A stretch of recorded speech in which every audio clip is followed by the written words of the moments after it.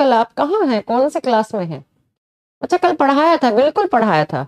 ये कौन कह रहा है कि कल का क्लास ऑफ दिखा रहा है एप्लीकेशन पे? कहाँ से हुआ? कल हुआ है प्रमोद क्लास, किसने कहा कि कल क्लास नहीं हुआ? हाँ, ये तो नहीं हो सकता, क्लास बिल्कुल हुआ था। ये देखो आपके बैच में ललिता कह रही है मैम कि क्लास हुआ था। नींद में रहते हो क्या? कल का डेट नहीं मालूम है? नींद में रहते हो क्या? फिर आकर आप टीचर पे गुस्सा करते हो कि आप हमारा कमेंट क्यों नहीं रिप्लाई कर रही हैं, कल क्लास नहीं हुआ था। कैसे काम चलेगा? हाँ चलो, कल बिल्कुल क्लास हुआ था बच्चा, एक बार जाकर देखिए कल की डेट में। कल हमने फीमेल रिप्रोडक्टिव सिस्टम को कंप्लीट कर लिया था, फिर कुछ पॉइंट्स भी लिखवाए थे। अब मैंने कहा था कि कुछ पॉइंट्स आपको मुझे बताना है। आपको याद है कल की क्लास में हमने पढ़ा था कि फीमेल रिप्रोडक्टिव सिस्टम में इस टाइप से 2 ओवेरी होती हैं। एक ओवेरी इस टाइप से यहां पर और दूसरा ओवेरी इस टाइप पे यहां पर होते हैं। और हर महीने महिलाओं में इन ओवेरी में, ये जो ओवेरी होती है, ये पहला ओवेरी है, यहां पर एग बनते हैं, और ये दूसरा ओवेरी है, इनमें एग बनते हैं।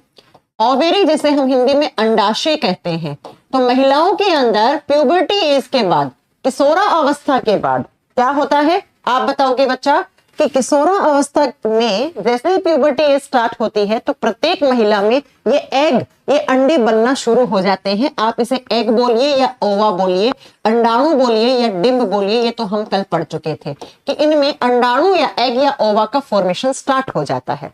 और जैसे ही आप ये एग और ओवा बन जाते हैं, तो अगर मान लीजिए फीमेल जेनाइटल एरिया से होते हुए यहां से स्पर्म्स की एंट्री हो गई है, अगर स्पर्म्स आ गए हैं, मतलब शुक्राणु आ गया है इस टाइप से, तब तो बच्चा ये एग निकल के यहां से बाहर आएगा और इस स्पर्म और ओवा के बनने से क्या बन जाएगा? जाइगोट बन जाएगा। इसी प्रोसेस को हम क्या बोलते हैं? फर्टिलाइजेशन। इसी को हम निषेचन की प्रक्रिया कहते हैं। ये तो हम कल पढ़ चुके थे। तो अगर स्पर्म की एंट्री हो जाती है तब तो ये एग जो बना है, ये एग क्या होता है बच्चा? इसका स्पर्म के साथ फर्टिलाइजेशन हो जाता है, निषेचन हो जाता है, जिससे एक जाइगोट बन जाता है और वो महिला प्रेग्नेंट हो जाती है। और जाइगोट से आगे चलकर पूरा इम्ब्रियो से पूरा का पूरा उसका फिटस बन के बच्चा बन जाता है और 9 महीने बाद उस बच्चे का जन्म हो जाता है। लेकिन मान लीजिए कि जब हर महिला को हर महीने एग बनता है और अगर उस महीने में स्पर्म्स की एंट्री नहीं हुई, अगर शुक्राणु नहीं आए, तब क्या होगा? तब बच्चा उस महिला में हर महीने होता है मेंस्ट्रुअल फ्लो। तो कुछ बातें बस यही रह गई थी आपको बताना लास्ट चैप्टर की। तो आप लिखिएगा मेंस्ट्रुअल फ्लो क्या होता है। तो मेंस्ट्रुअल फ्लो या मेंस्ट्रुअल साइकिल लिख लीजिए, जिसे हम बोलते हैं मासिक धर्म चक्र। हर महीने महिलाओं के अंदर ये मेंस्ट्रुअल फ्लो स्टार्ट हो जाता है। कब? तो प्यूबर्टी एज जैसे ही स्टार्ट होती है किसी महिला की, उस समय ये मेंस्ट्रुअल साइकिल स्टार्ट हो जाती है। और ये मेंस्ट्रुअल साइकिल कितने दिनों की होती है? पहला क्वेश्चन तो मेंस्ट्रुअल साइकिल होती है 28 to 29 डेज की, 28 से 29 दिन, 30 से 31 मत कर देना, और दोनों में ऑप्शन हो तो 28 सही करना। अगर एग्जाम में क्वेश्चन आ जाए कि किसी भी महिला में मेंस्ट्रुअल साइकिल कितने दिनों के लिए होता है, कितने मतलब ये जो पूरा साइकिल है कितने दिनों का होता है, तब आप बताओगे 28 डेज का। या अगर ऐसे रेंज में है तो 28 to 29 डेज करना, 29 से 30 या 30 से 31 कर दोगे तो गलत आंसर हो जाएगा। ठीक है बच्चा? तो 28 to 29 डेज में ये मेंस्ट्रुअल साइकिल होता है। अब क्या होता है इस मेंस्ट्रुअल साइकिल में, जरा ध्यान से सुनिए। मान लीजिए ये एक स्केल है, इस स्केल पर यहां पर पहला दिन है, ठीक है, पहला दिन, और यहां पर 28वां दिन है। तो क्या होता है कि जैसे ही पहला दिन और दूसरा दिन होता है तो इन पहले दूसरे दिन में इन ओवेरी के अंदर क्या होता है बच्चा? एग बनता है। इस ओवेरी के अंदर क्या बनेगा? एग बनेगा। मैं ये प्रोसेस तब की बता रही हूं जब कोई महिला के जेनाइटल एरिया से स्पर्म्स की एंट्री नहीं होती है, शुक्राणु नहीं आते हैं, तब की मैं ये बात कर रही हूं, है ना? तब क्या होगा कि एग बना, पहले दूसरा तीसरे दिन ऐसे एग बना, ये एग बनकर यहां पर ओवेरी में बनते हैं। एग अंडे कहां बनते हैं? ओवेरी में बनते हैं। और जैसे ही ये बन जाता है, मैंने कहा था पहले तो इमेच्योर होता है, फिर इसको 8-10 दिन मैच्योर होने के लिए लगते हैं, और जैसे ही ये एग मैच्योर हो जाता है तो कौन से दिन आप बताओगे बच्चा? जब 15वां से 16वां दिन होता है। जब 15वां से 14 दिन तक तो एग बनते हैं और बनकर क्या होते हैं बच्चा? मैच्योर होते हैं। कहां पर? इसी ओवेरी में। इस ओवेरी में एग बनेगा कब? तो पहले से लेकर 14 डेज तक तो एग बनता है, वो मैच्योर होता है, और जैसे ही 15वां दिन शुरू होता है और 16वां दिन शुरू होता है महीने का, तब क्या होता है बच्चा, ये एग जो है ये बाहर आ जाता है यहां पर फैलोपियन ट्यूब में। तो 15 दिन तक, 14 दिन तक तो बना, 15वें और 16वें दिन क्या होता है, ये एग बाहर आता है और बाहर आने की प्रोसेस को कहा जाता है ओव्यूलेशन। ओव्यूलेशन का मतलब होता है एंडोत्सर्जन, और ओव्यूलेशन का मीनिंग होता है कि जो एग, जो अंडा ओवरी के अंदर बना था, अंडाशय के अंदर बना था, जिसको बनने में अप्रोक्स 14 दिन लगे थे, वो अंडा बाहर आ गया है। और बाहर आके कहां पर रुकता है, तो फैलोपियन ट्यूब। इसे क्या बोलते हैं, फैलोपियन ट्यूब या ओविडक्ट बोलते हैं। इसे हमने अंडवाहिका नली बोली थी, वो तो हम लास्ट क्लास में पढ़ चुके हैं। तो 15वें और 16वें दिन ये एग यहां रहता है, ये एग यहां रहता है, ये इंतजार करता है किसका, स्पर्म का। तो अगर इसे 15वें और 16वें दिन स्पर्म मिल जाता है, शुक्राणु मिल जाता है, तब तो बच्चा ये शुक्राणु आएगा और इस अंडे के साथ जुड़ जाएगा, और अंडे के साथ जुड़ने से यहां से जाइगोट बन जाएगा, और जाइगोट बनते ही इसका मतलब ये महिला क्या हो जाएगी, प्रेग्नेंट हो जाएगी, ये महिला प्रेग्नेंट हो जाएगी। लेकिन मान लीजिए कि इस केस में 15वें और 16वें दिन में ये जो अंडा बाहर आया था, एग बाहर आया था, उसको क्या नहीं मिला, उसको स्पर्म नहीं मिले, उसे शुक्राणु नहीं मिले, तब क्या होगा, तब बच्चा यहां पर ये जो एग बना था, अगले अब 16वें दिन के बाद यहां पर महिलाओं में होता है यूट्रस। कल की क्लास में मैंने पढ़ाया था यूट्रस, जिसे हम गर्भाशय बोलते हैं। तो उसके बाद 16 दिन के बाद ये जो गर्भाशय है, इस तरीके से इसकी लाइन होती है, इसको बोलते हैं एंडोमेट्रियम लाइन। तो सबसे अंदर वाली होती है उसे कहा जाता है एंडोमेट्रियम लाइन, यूट्राइन लाइन या एंडोमेट्रियम लाइन आप कहते हैं। और इस लाइन के अंदर, ये यूट्रस की लाइन है, ये गर्भाशय की लाइन होती है इस तरीके से। और 16 दिन के बाद ये जो गर्भाशय की लाइन होती है, इसमें हल्की हल्की सूजन आने लग जाती है। और इस एंडोमेट्रियम लाइन में क्या होते हैं, ब्लड वाले टिश्यू होते हैं, टिश्यू होते हैं, उत्तक होते हैं, जिसके अंदर क्या होता है, खून होता है, ब्लड होता है। तो अब धीरे धीरे अगर 16 दिन तक यहां पर नहीं आया, ओव्यूलेशन तो हो गया, एग बन के बाहर आ गया, लेकिन स्पर्म की एंट्री नहीं हुई, तो अगले 16 दिन के बाद से, 16 दिन के बाद क्या होगा, ये एंडोमेट्रियम लाइन है, इसके अंदर हल्की हल्की स्वेलिंग आने लग जाएगी, सूजने लग जाएगी। और ये एंडोमेट्रियम लाइन के अंदर क्या होते हैं, खून वाले उत्तक होते हैं, टिश्यूज होते हैं। और जैसे ही अगले 16 दिन से लेकर 28 दिन तक ये एंडोमेट्रियम लाइन, इसमें सूजन आती है, स्वेलिंग आती है, और जैसे ही 28 दिन होते हैं तो 28 दिन के बाद यही जो ब्लड है, ये जो ब्लड वाले टिश्यू हैं, ये क्या होते हैं बेटा, फट जाते हैं। और फटने से यहां से खून निकलता है, और उसी ब्लीडिंग के साथ, उसी खून के साथ ये जो एग था, ये एग भी बाहर बह जाता है, क्योंकि इस एग का फर्टिलाइजेशन तो हुआ नहीं, ये अंडा बाहर बह गया। और इसी फ्लो को कहते हैं मेंस्ट्रुअल फ्लो। जो फ्लो हो रहा है, इसी फ्लो को बोलते हैं मेंस्ट्रुअल फ्लो। ठीक है, आप बताएंगे, एक बार फिर से ध्यान से सुन लीजिए मैंने क्या पढ़ाया है। मैंने कहा कि अगर 14 डेज तक जो बना हुआ एग है, जो आकर बाहर निकल जाता है 15वें और 16वें दिन तक, 15वें और 16वें दिन को कहा जाता है ओव्यूलेशन पीरियड। ओव्यूलेशन पीरियड का मतलब होता है अंडोत्सर्जन, मतलब अंडा निकल के ओवरी से बाहर आ गया। तो अगर इस केस में सेक्सुअल इंटरकोर्सेस के थ्रू स्पर्म की एंट्री हो जाती है, शुक्राणु कोशिका आ जाती है, तब तो बच्चा उस अंडे के साथ वो स्पर्म फर्टिलाइज कर देगा, और फर्टिलाइजेशन से जाइगोट बन जाएगा, वो महिला प्रेग्नेंट हो जाएगी। लेकिन इन केस ये स्पर्म्स नहीं आते हैं, ये शुक्राणु नहीं आते हैं, तब क्या होगा, तब 16 दिन के बाद जो महिलाओं के यूट्रस की सबसे अंदर वाली लाइन होती है, उसे एंडोमेट्रियम लाइन, एंडोमेट्रियम दीवार या एंडोमेट्रियम परत कहा जाता है, जिसके अंदर खून के टिश्यू होते हैं खून से बने हुए। और इसी लाइन में सूजन आती है, और सूज कर 28वें दिन क्या होता है, ये एंडोमेट्रियम की लाइन फट जाती है, और फटने से खून बाहर निकलता है, ब्लीडिंग बाहर होता है, और उसी खून के साथ ये एग भी क्या हो जाते हैं, बाहर निकल जाते हैं, ये अंडा भी बाहर निकल गया। और उसी को कहा जाता है, आप बताएंगे, मेंस्ट्रुअल फ्लो। इसी को क्या कहा जाता है, मेंस्ट्रुअल फ्लो कहा जाता है।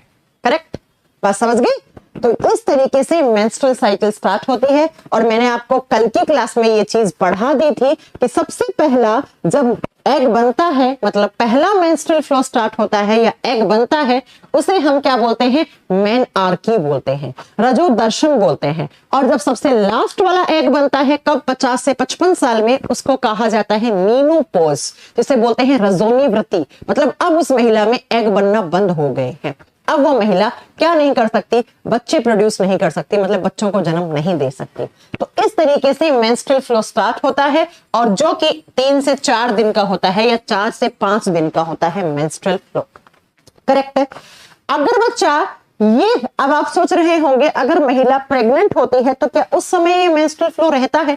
नहीं, उस समय मेंस्ट्रुअल फ्लो नहीं होता है। क्यों नहीं होता है? क्योंकि बच्चा यही जो टिश्यू है ना, खून वाले, यही खून वाले टिश्यू ही तो प्लेसेंटा बनाते हैं आगे चलकर, माँ और बच्चे के बीच में गर्भनाल बनाते हैं। फिर इन्हीं खून वाले टिश्यू की हेल्प से ही तो माँ अपने बच्चे को खून, पानी, ऑक्सीजन, न्यूट्रिएंट सब कुछ भेजता है अपने बच्चे तक। तो जब महिला प्रेगनेंसी के ड्यूरेशन में होती है उस समय ये मेंस्ट्रुअल फ्लो बंद हो जाती है। उसका रीजन क्या है? क्योंकि यही जो एंडोमेट्रियम की लाइन है जिसमें ये ब्लड वाले टिश्यू है, इसी से जुड़कर तो क्या बनता है? प्लेसेंटा बनता है, गर्भनाल बनता है माँ और बच्चे के बीच में। और इसी प्लेसेंटा की हेल्प से ही तो माँ अपने बच्चे को खून, ऑक्सीजन, ग्लूकोज, न्यूट्रिएंट्स, विटामिन सब कुछ अपने बच्चे को पहुंचाता है। तो इस तरीके से बच्चा आप याद रखिएगा, ओव्यूलेशन का पीरियड माना जाता है 15 to 16 डेज, मतलब 15वें और 16वें दिन में अगर स्पर्म्स की एंट्री होती है तो 99.99% चांसेस होते हैं महिला की प्रेगनेंसी के, है ना। लेकिन कुछ केसेस में रह भी जाते हैं, वो बात एक अलग होती है। ठीक है बच्चा। अब एक बच्चा कह रहा है कि मैम आईवीएफ क्या होता है? चलो हम इस पर बात करते हैं। आईवीएफ क्या होता है? आईवीएफ कहा जाता है इन विट्रो फर्टिलाइजेशन।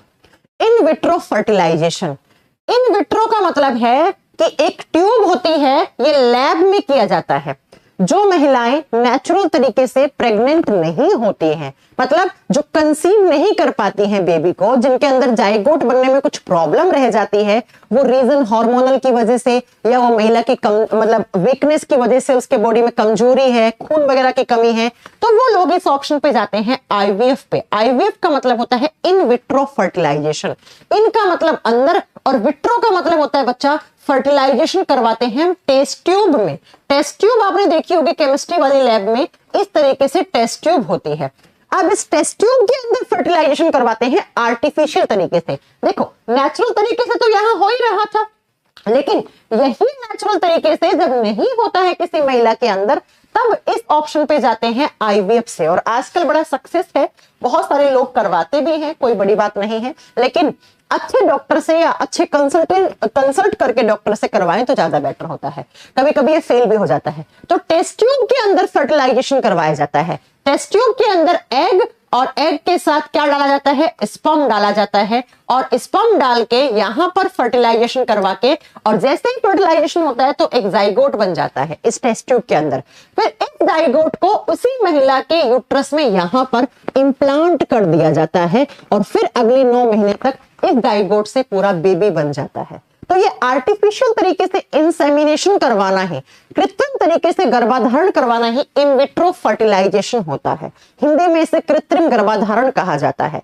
जब नेचुरल तरीके से किसी भी महिला के अंदर बेबी कंसीव नहीं हो पाता है, या उस महिला के अंदर जाइगोट फॉर्मेशन में कुछ भी प्रॉब्लम आती है, उसके रीजन बहुत सारे होते हैं बच्चा। उस महिला में हेमोग्लोबिन की कमी है, उसमें बहुत सारा कमजोर महिला है, कंसीव नहीं कर पा रही है, उसमें खून की कमी है, हेमोग्लोबिन की कमी है, या उस महिला का यूट्रस इतना ज्यादा स्ट्रॉन्ग नहीं है, या उसका फलोपियन ट्यूब सही नहीं है कि वहां पर फर्टिलाइजेशन हो, तब इस केसेस पे लोग जाते हैं। ठीक है, तो इसमें क्या करते हैं? लैब के अंदर आर्टिफिशियल तरीके से एग और स्पर्म का फर्टिलाइजेशन करवाकर उस महिला के यूट्रस में वापस डाल दिया जाता है, और फिर उसी यूट्रस से आगे चल, इस यूट्रस में जो क्या डाला है? फर्टिलाइज्ड एग डाला है, मतलब जाइगोट बन गया है, और उस जाइगोट से आगे चलकर पूरा बच्चा बन जाता है। अगले 9 महीने तक उस महिला के यूट्रस में रहता है, देन उसकी डिलीवरी हो जाती है। ठीक है बच्चा, समझ गए ये बात, है ना? हाँ, बहुत सारे लोग करवाते हैं, बिल्कुल करवाते हैं। चलो भैया, सैरोगेसी क्या होता है? सैरोगेसी एक अलग केस होता है बच्चा। सैरोगेसी में तो एक किराए की कोख लेते हैं। कोख मतलब माँ का यूट्रस, गर्भाशय, 9 महीने तक के लिए ये सरोगेसी वगैरह ये वो लोग करवाते हैं जो अपना फिगर मेंटेन करना रखना चाहते हैं। देखो आईवीएफ तो कोई भी करवा सकता है, आप ऐसा नहीं कह सकते कि आईवीएफ सिर्फ एक्ट्रेसेस हीरोइनें करवाती हैं, ऐसा नहीं कह सकते। वो महिला भी करवाती हैं जिनके अंदर कंसीव करने की बच्चे को कंसीव करने में प्रॉब्लम होती है, लेकिन सरोगेसी वही लोग करवाते हैं जिनके पास एक तो बहुत सारा पैसा है और दूसरा वो उनको आसानी से कोई भी बेचारा एक गरीब से लोग मिल जाते हैं और गरीब से महिला मिल जाती है जिसको पैसे की जरूरत होती है, और जो अमीर महिला होती है वो अपना शरीर खराब नहीं करना चाहती। शरीर खराब इन द सेंस कि जब प्रेगनेंसी होती है तो उस समय बहुत सारा हार्मोनल इम्बैलेंस होते हैं जिसके कारण उस महिला के बॉडी के अंदर बहुत सारी सूजन आ जाती है, फ्लावट आ जाती है, वेट गेन हो जाता है। तो वो जो जिनको सुंदर दिखना होता है, जैसे मान लो एक्ट्रेसेस हैं, तो वो लोग क्या करवाते हैं, सरोगेसी के केस पे जाते हैं। सरोगेसी में एक महिला को, वो मूवी देखी होगी आपने, वो मिमी कोई मूवी बनी थी ना, वो वाले आपने देखी होगी। उसमें एक कोख किराए पे लिया जाता है। कोख का मतलब उस महिला का गर्भाशय के अंदर बच्चे को 9 महीने तक के लिए रखा जाता है ताकि जिसका बच्चा है उसको कोई प्रॉब्लम ना हो, उसको कोई प्रॉब्लम ना हो, फिर उसको तो इस तरीके से कोख किराए लेना, मतलब काइंड ऑफ किराए लेना, तो उसे बोलते हैं सरोगेसी। ठीक है बच्चा, तो आईवीएफ और सरोगेसी दोनों एक अलग अलग प्रोसेस होती है। तो ये हो गया है आपका यहाँ पर रिप्रोडक्टिव सिस्टम कंप्लीट। ठीक है, ये हो गया है आपका रिप्रोडक्टिव सिस्टम कंप्लीट जो आपसे एग्जाम में पूछा जाता है। एक बच्चे का अभी भी एक क्वेश्चन है कि मैम मैंने पढ़ाया था बच्चा कल ये चीज, मैंने कल ये चीज पढ़ाई थी क्या, कल मैंने बहुत अच्छे से पढ़ाया था आपको कि ट्विंस कैसे होते हैं, आप फिर भी पूछ रहे हैं जुड़वा बच्चे कैसे होते हैं। आप क्या पूछना चाह रहे हैं कि आपको जुड़वा बच्चे करने हैं तो क्या करना पड़ेगा, आप ये पूछना चाह रहे हैं? आप ये तो मैं पढ़ा चुकी हूँ ट्विंस होते कैसे हैं। तो मैंने बताया था जुड़वा बच्चे कैसे होते हैं, 2 टाइप के होते हैं। एक होते हैं बच्चा आइडेंटिकल ट्विंस। आइडेंटिकल ट्विंस का मतलब होता है जो दिखने में दोनों एक जैसे हों और दोनों का जन्म भी एक ही समय पे हुआ है, दोनों का ब्लड ग्रुप भी सेम रहता है। और आइडेंटिकल ट्विंस में 2 तो होते हैं बच्चे, तो ये 2 या तो दोनों लड़के होंगे या दोनों के दोनों लड़कियां होंगी, है ना। ऐसा नहीं है कि एक लड़का और एक लड़की हो जाता है, ये होते हैं आइडेंटिकल ट्विंस। आइडेंटिकल ट्विंस कैसे बनते हैं, तो आप बताएंगे बच्चा कि यहां से स्पर्म आया और इस स्पर्म ने एक अंडे को फर्टिलाइज किया, इस अंडे से आगे चलकर 2 सैक बन गए, एक सैक में यहां जाइगोट बन गया, एक सैक में यहां जाइगोट बन गया, तो यहां से एक बच्चा, यहां से एक बच्चा। तो आप सोचिए ना, एक एग सैक तो एक ही है ना, सैक तो एक ही है, तो एक के अंदर पल रहे हैं तो इनका जेंडर भी सेम होगा, दोनों लड़के हैं तो दोनों लड़के, दोनों लड़कियां हैं तो दोनों लड़कियां, है ना। तो इसे कहा जाता है आइडेंटिकल ट्विंस। जबकि नॉन आइडेंटिकल ट्विंस क्या होते हैं, नॉन आइडेंटिकल ट्विंस होते हैं जिनकी शक्ल भी नहीं मिलती आपस में और जिनके जेंडर भी चेंज हो सकते हैं। जेंडर मतलब एक लड़का हो सकता है, एक लड़की हो सकता है, एक लड़का एक लड़की, लेकिन हाँ कभी कभी 1% चांसेस ये भी हो सकते हैं कि दोनों लड़की या दोनों लड़का हो सकते हैं, लेकिन इस केस में कभी ऐसा नहीं होगा कि एक लड़का हो गया और एक लड़की होगी।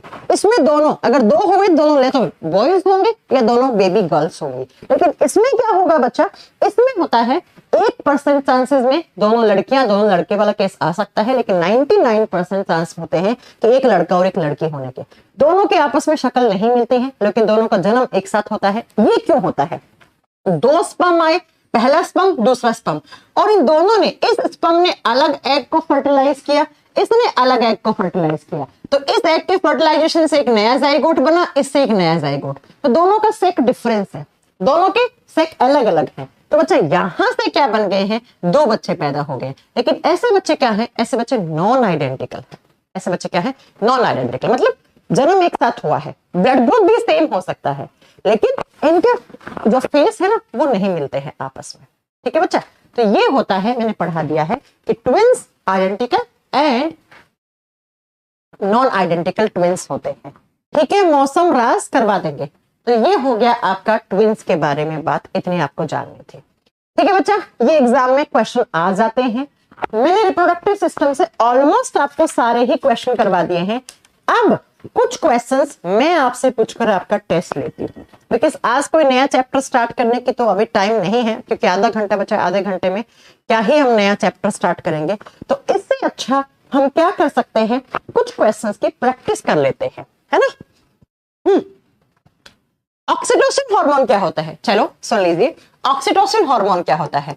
ऑक्सीटोसिन हार्मोन के बारे में मैंने आपको पहले ही बताया होगा कि ये हार्मोन महिलाओं में बनता है और ये हार्मोन प्रेगनेंसी के समय ज्यादा बनता है।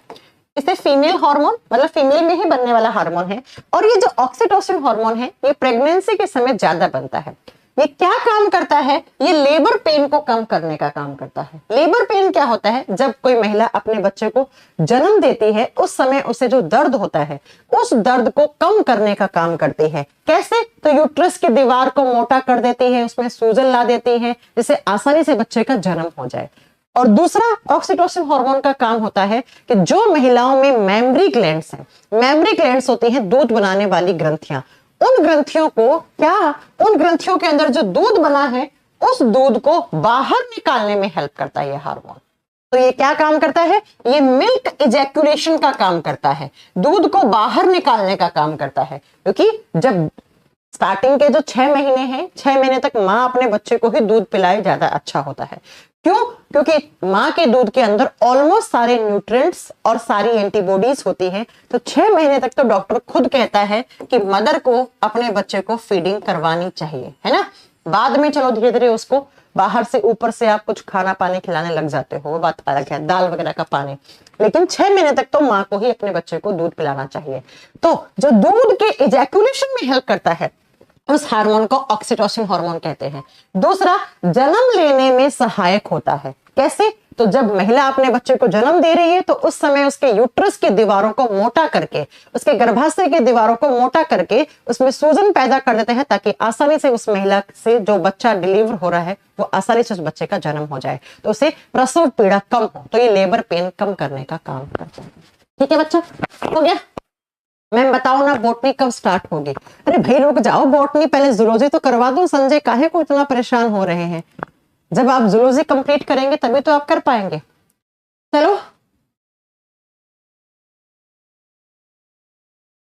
हो गया कंप्लीट।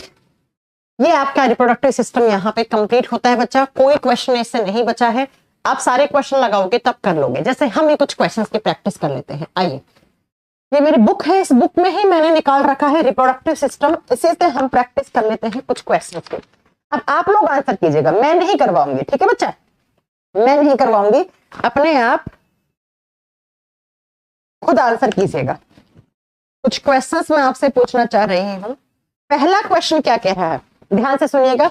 एक पुरुष प्रजनन प्रणाली में प्रत्येक वृषण में कोशिकाएं होती हैं जिन्हें वृषण लोब्यूल्स कहा जाता है। क्या क्वेश्चन कह रहा है कि मेल रिप्रोडक्टिव सिस्टम के अंदर कितनी टेस्टिक्युलर लोब्यूल्स होती हैं? चलो बताइएगा, मेल रिप्रोडक्टिव सिस्टम में कितनी टेस्टिक्युलर लोब्यूल्स होती हैं, जिसे हिंदी में कहा जाता है वृषण पालिकाएं। वृषण पालिकाएं, जालिकाएं नहीं, पालिकाएं। हाँ जी बताइए, कितनी बताई थी मैंने कहा था ना, इस तरीके से टेस्टिस होता है, इसके अंदर ऐसे कंपार्टमेंट बने हुए होते हैं जिनके अंदर स्पर्म्स बनाने वाली सेल्स होती हैं, स्पर्मेटोगोनिया सेल्स होती हैं, जर्म सेल्स होती हैं। अब आप बताओ कितनी होती हैं? मुकेश का कहना है 2, राजेश का कहना है 2, शुभम आर्मी का कहना है 2। मतलब आप क्वेश्चन ढंग से नहीं पढ़ रहे हैं, हाँ जी, नहीं, आप क्वेश्चन ढंग से नहीं पढ़ रहे हैं। मैंने आपको बहुत अच्छे से पढ़ाया था कि मेल रिप्रोडक्टिव सिस्टम के अंदर जो टेस्टिस होते हैं, इस टेस्टिस के अंदर जो टेस्टिक्युलर लोब्यूल्स होते हैं, कंपार्टमेंट कितने होते हैं? 250 ईच। एक के अंदर, एक टेस्टिस के अंदर 250 होते हैं। तो यहाँ पर 250 ऑप्शन ठीक था। क्वेश्चन नंबर 96 है। अगर किसी के पास मेरी ये वाली बुक है, प्रैक्टिस वाली बायोलॉजी वॉल्यूम 1, तो रिप्रोडक्टिव सिस्टम का 96 नंबर क्वेश्चन मैंने आपको करवाया था। चलो फिर अब अगला चलते हैं। नेक्स्ट क्वेश्चन आप बताओगे। इस बार मैं ऑप्शन भी आपको देने वाली हूं, लेकिन अब सही आंसर मैं आपकी उम्मीद कर रही हूं कि आप सही आंसर दोगे, ठीक है।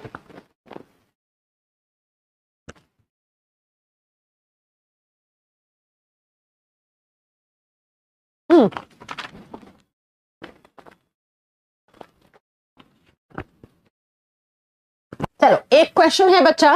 नेक्स्ट क्वेश्चन क्या है, ध्यान से सुनिएगा। क्वेश्चन लिख दे रही हूं मैं। क्वेश्चन पूछ रहा है, where does fertilisation occurs? Where does fertilisation occurs? चलिए बताइए कि कहां पर फर्टिलाइजेशन की प्रोसेस होती है।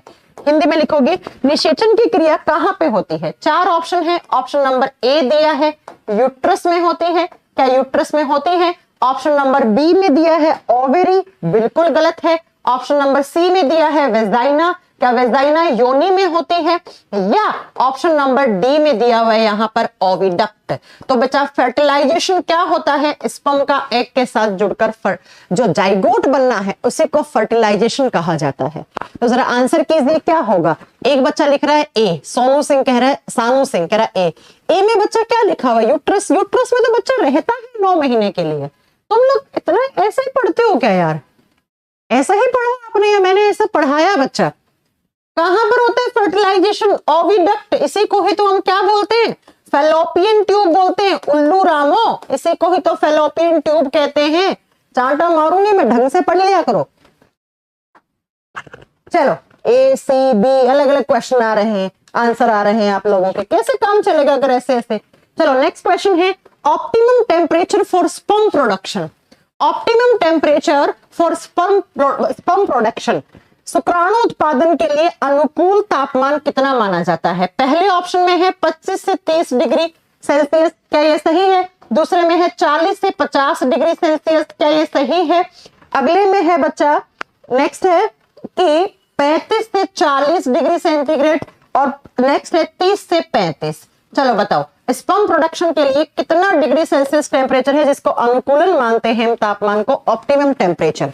मैंने क्या कहा था, मैंने कहा था कि जो स्पर्म्स है वो टेस्टिस में बनते हैं और टेस्टिस कहाँ होते हैं स्क्रोटम सैक में। स्क्रोटम सैक कहाँ होता है मेल रिप्रोडक्टिव सिस्टम के। जो स्क्रोटम सैक होते हैं वो ह्यूमन बॉडी से बाहर की तरफ होते हैं।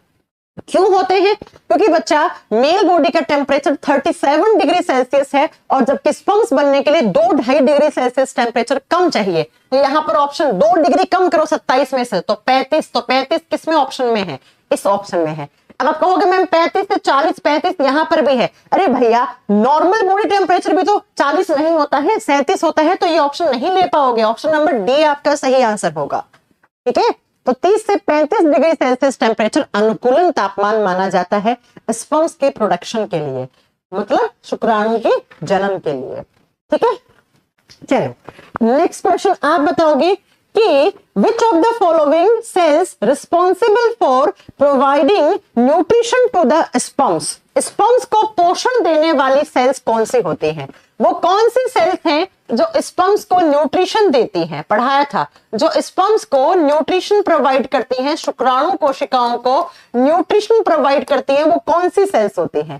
पहला है बच्चा सर्टोली सेल, क्या ये न्यूट्रिशन देती है, मुझे नहीं पता, आप लोग बताओगे। दूसरी है लेडिंग सेल, क्या ये न्यूट्रिशन देती है स्पर्म सेल्स को।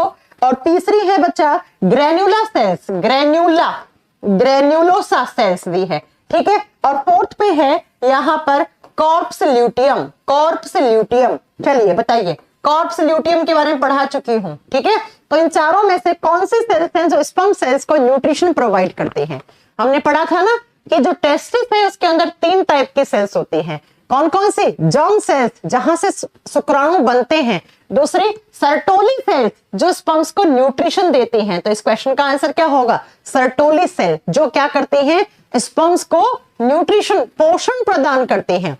जबकि लेडिंग सेल्स क्या, अरे एक करे बल्ब्रोथल ग्लैंड, नहीं कविता, कृष्णकांत बच्चा बल्ब्रोथल ग्लैंड है, वो स्पर्म्स को न्यूट्रिशन देता है, वो फ्रक्टोज बनाता है, लेकिन वो सीमेन में डालता है फ्रक्टोज। और हम क्या पूछ रहे हैं, कौन सी सेल्स, मैंने कौन से ग्लैंड नहीं पूछा था, कौन से ग्रंथि नहीं पूछा था। क्वेश्चन को भी ढंग से पढ़ना आना चाहिए। लेडिंग सेल्स तो क्या बनाती हैं, मेल हार्मोन, और मेल हार्मोन कौन सा होता है, टेस्टोस्टेरोन होता है। तो इनके द्वारा टेस्टोस्टेरोन हार्मोन बनता है और ये जो है सर्टोली सेल्स ये स्पर्म्स को न्यूट्रिशन प्रोवाइड करवाने का काम करती है। क्लियर है बच्चा। चलो अगला क्वेश्चन पूछ लेते हैं आप लोगों से। नेक्स्ट क्वेश्चन कह रहा है यहां पर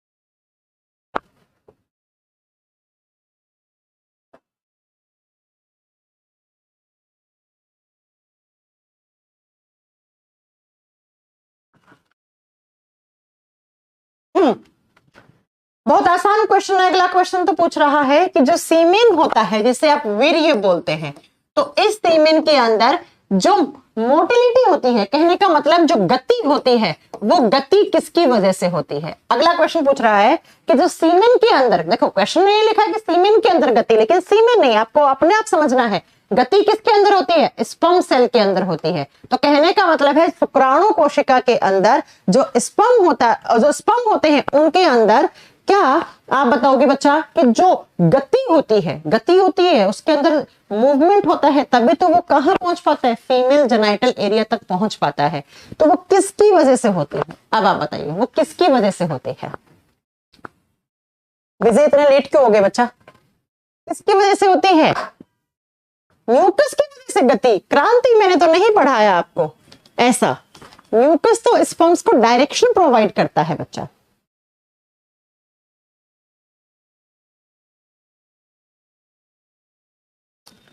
गलत पढ़ा रहे हो, गलत पढ़ रहे हो, सॉरी पढ़ा नहीं रहे हो, गलत पढ़ रहे हो आप। अरे मैंने पढ़ाया नहीं था। Citric acid, citric acid sperms को क्या देता है, गति देता है।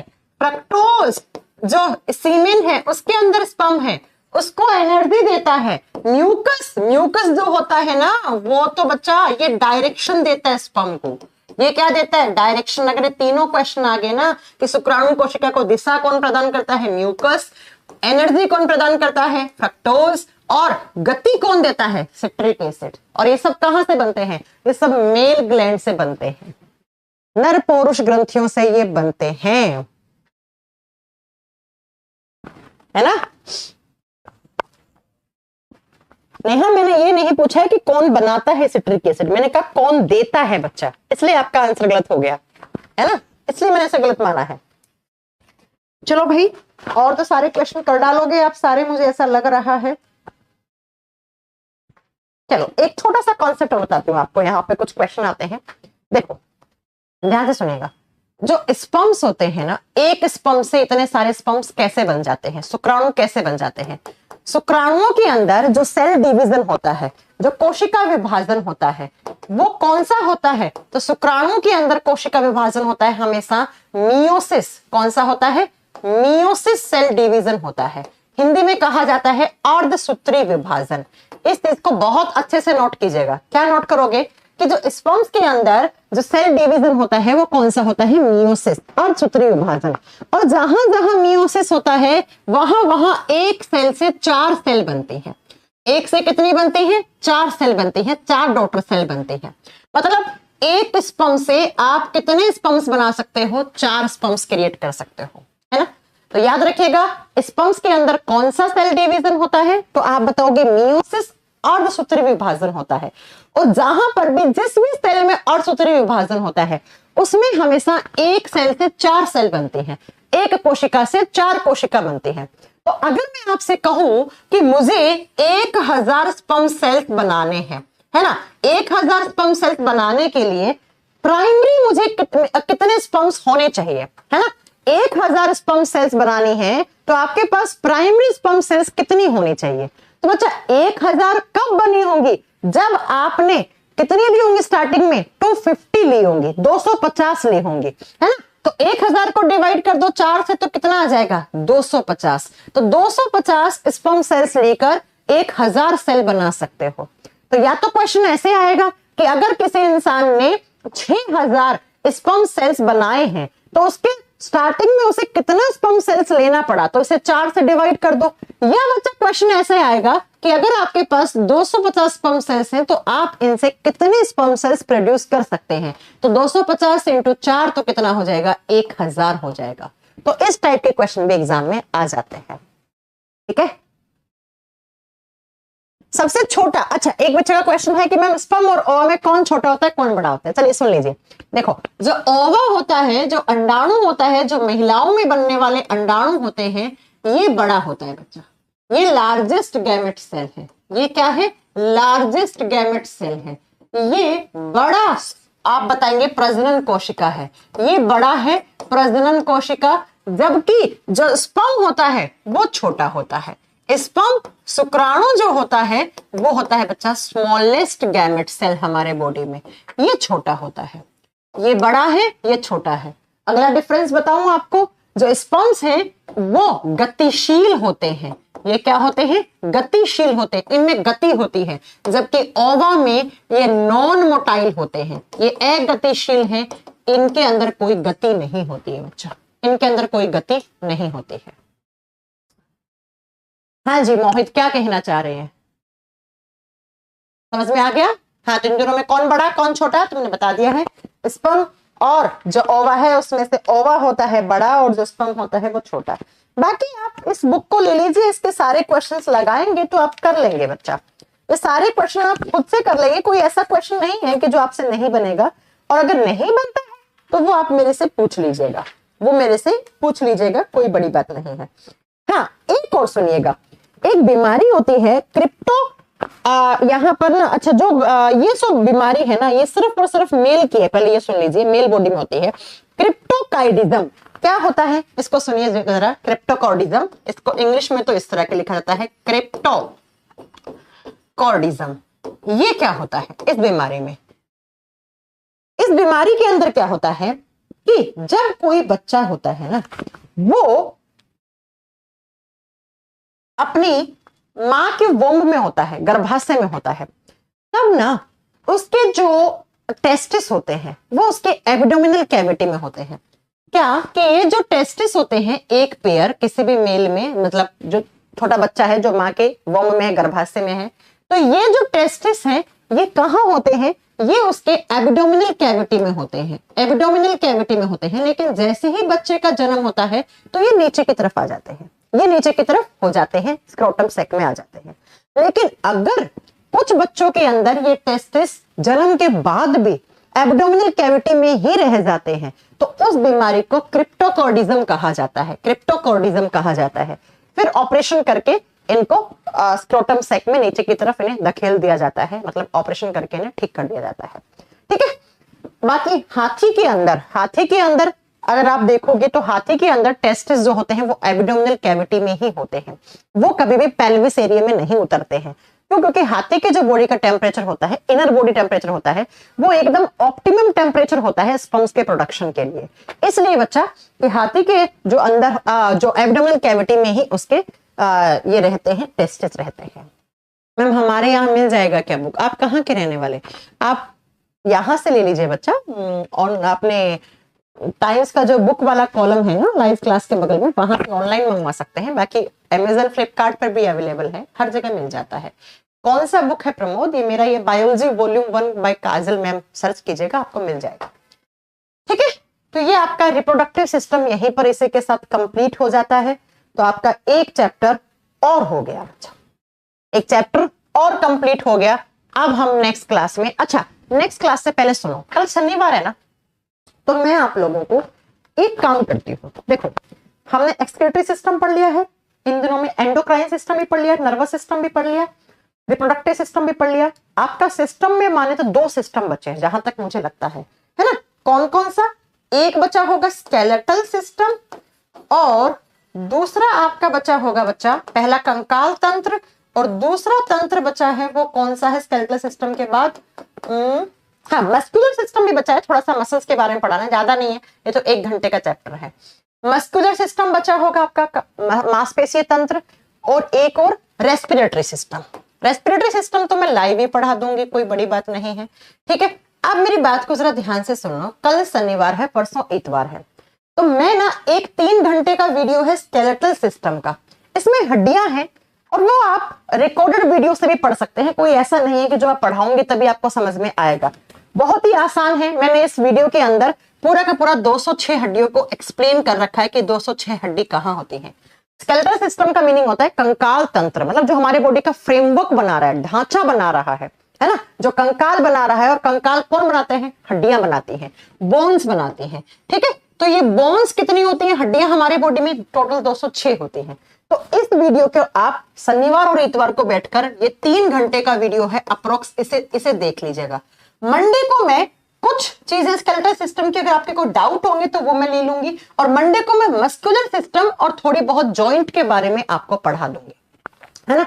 क्योंकि इसको ना पूरा थ्योरेटिकल वाला पार्ट को समझाने वाला नहीं। देखो समझाने वाला ये रेस्पिरेटरी सिस्टम, तो ये मैं लाइव पढ़ाऊंगी। समझाने वाला ये है मस्कुलर सिस्टम, तो ये मैं लाइव पढ़ाऊंगी। थोड़ा सा जॉइंट के बारे में खुद पढ़ाऊंगी, ठीक है। अच्छा डाइजेस्टिव सिस्टम भी बचा है, कोई बात नहीं, पढ़ा दूंगी बच्चा अनु, ठीक है। तो स्केलेटल सिस्टम जो है वो मैं आज रात को ही आपके बैच में अपलोड करवा दूंगी। 3 घंटे का वीडियो है, एक बार ही बैठ के नोट्स बना लोगे, एक बार ही पढ़ लोगे ना, सुन लोगे तो भी याद हो जाएगा, क्योंकि बहुत आसान है ना। आपको बैच में ही मिलेगा बच्चा अनु ये वीडियो। हाँ जेनेटिक्स वाला पार्ट करवाऊंगी मैं, थोड़ा ही करवाऊंगी, नहीं आज रात को ही डलवा दूंगी, ये आज रात को ही डलवा दूंगी वीडियो। तो ये आप पढ़ लेना। शनिवार इतवार 2 दिन आपकी कोई लाइव क्लास नहीं होती है, तो आप कोशिश करना कि इस वीडियो को सैटरडे संडे में खत्म कर दें। मंडे को मैं डाउट और मस्कुलर सिस्टम में खुद करवाऊंगी, ठीक है। क्या डाउट है महेश आप पूछिएगा, क्या डाउट है आप में से पूछ सकते हैं जो भी डाउट है। हाँ हेरिडिटरी तो मैं लाइव करवाऊंगी बच्चा, हेरिडिटरी थोड़ा सा जेनेटिक्स वाला पार्ट है ना, वो मैं खुद लाइव करवाऊंगी। ज्यादा नहीं, 1-1.5 घंटे का हेरिडिटरी वाले क्लास, कुछ थोड़े से टर्म्स होते हैं उनको आपको जानना जरूरी होता है, तो वो मैं खुद पढ़ाऊंगी आपको, ठीक है बेटा। आज ही डलवा दूंगी, रात ही जोशी बेटा, सुबह नहीं अभी रात में ही डलवा दूंगी 10-11 बजे तक। अच्छा शुभम कह रहे हैं मेरे पास मैथ्स था लेकिन हमें बायो भी सीख गया हूं, बहुत बढ़िया। डिजीज करवाऊंगी बेटा, अभी मुझे पता है बहुत सारा रह गया, मैं ये नहीं कह रही हूँ कि सिलेबस खत्म हो गया। अभी उल्लू अभी मुझे पता है कौन कौन से चैप्टर रह गए। कौन चैप्टर? रेस्पिरेटरी सिस्टम रह गया है, जॉइंट्स पढ़ाना रह गया है, मुझे सारा सिलेबस मालूम है आपका क्या रह गया है।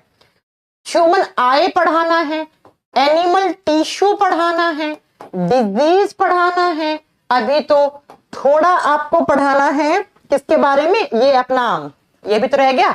साइटोलॉजी वाला चैप्टर भी शायद नहीं हुआ होगा आपका, ये चेक कर लीजिएगा, ये भी तो नहीं हुआ होगा। और इसके अलावा आपका कौन सा चैप्टर बच गया जो जूलॉजी में हो, जेनेटिक्स वाला पार्ट, थोड़ा जेनेटिक्स वाला पार्ट पढ़ाना है आपको, है ना। और फिर बॉटनी वाला पार्ट। तो मैं ये नहीं कह रही हूँ कि सिलेबस खत्म हो गया, ये कौन कह रहा है कि सिलेबस खत्म हो गया।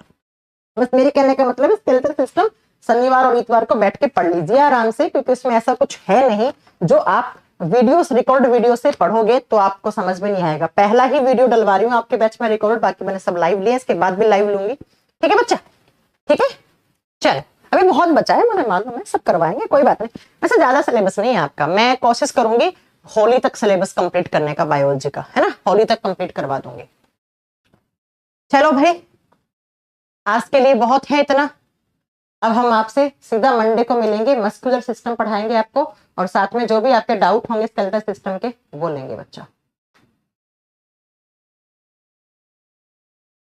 हाँ मंडे को मस्कुलर सिस्टम के बाद ह्यूमन डिजीज करवाऊंगी, पक्का ह्यूमन डिजीज करवाऊंगी, उसके बाद जो भी बचा होगा वो मैं देख लूंगी, आप चिंता नहीं करें। सिलेबस में ऐसा थोड़ी कि किसी को बीच में छोड़ दूंगी बच्चा,